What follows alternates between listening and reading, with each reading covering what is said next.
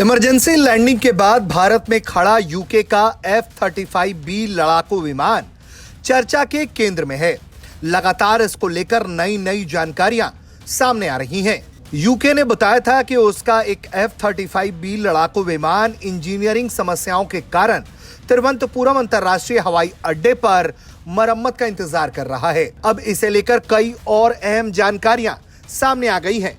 सबसे पहले तो इस लड़ाकू विमान के विश्वसनीयता पर और क्षमता पर सवाल उठने लगा और अब काफी दिनों से जब ये एयरपोर्ट पर खुले आसमान के नीचे खड़ा रहा है तो आखिरकार ब्रिटिश उच्चायोग के प्रवक्ता की चुप्पी टूटी है और उसने पुष्टि करते हुए कहा है कि उसका एक यूके F-35B विमान वर्तमान में तिरुवनंतपुरम अंतर्राष्ट्रीय हवाई अड्डे पर इंजीनियरिंग समस्याओं के बाद मरम्मत का इंतजार कर रहा है। बयान में कहा गया है कि एक यूके F-35B विमान इंजीनियरिंग समस्या के कारण कई तरह की परेशानियों से जूझ रहा है।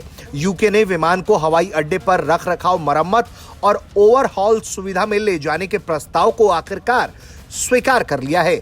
जो कि अब तक विमान खुले आसमान में था वो आखिरकार हैंगर में मूव कर दिया जाएगा।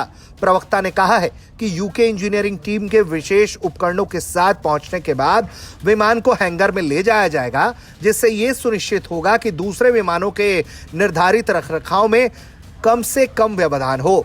जरूरी मरम्मत और सुरक्षा जांच पूरी होने के बाद विमान के सक्रिय सेवा में वापस आने की उम्मीद की जा रही है। इस बयान में कहा गया था कि ग्राउंड टीमें सुरक्षा सावधानियों का पालन सुनिश्चित करने के लिए भारतीय अधिकारियों के साथ मिलकर काम करना जारी रखती हैं। हम भारतीय अधिकारियों और तिरुवनंतपुरम अंतर्राष्ट्रीय हवाई अड्डे को उसके निरंतर समर्थन के लिए धन्यवाद देते हैं।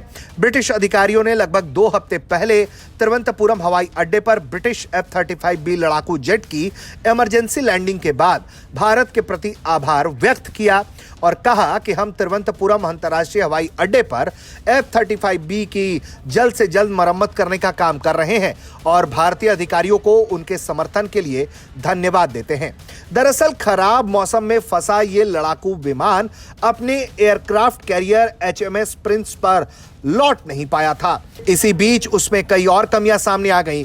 उसके बाद उसे डाइवर्ट किया गया और तिरुवनंतपुरम अंतर्राष्ट्रीय हवाई अड्डे पर लैंड करने के लिए कहा गया। भारतीय वायुसेना की निगरानी में यह लड़ाकू विमान तिरुवनंतपुरम हवाई अड्डे पर आया। दुनिया का अत्याधुनिक लड़ाकू विमान है, लेकिन यह बुरी तरह से विफल हुआ और भारत में लैंड करने के बाद इसे शुरू में यह कहा गया कि इसमें तेल की कमी थी, लेकिन धीरे धीरे जानकारी सामने आई कि विमान के हाइड्रोलिक्स में समस्या है और फिर यह समस्या और गंभीर होती चली गई।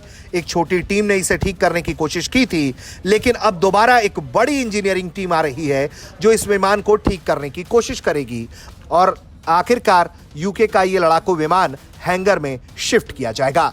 ब्यूरो रिपोर्ट, भारत तक।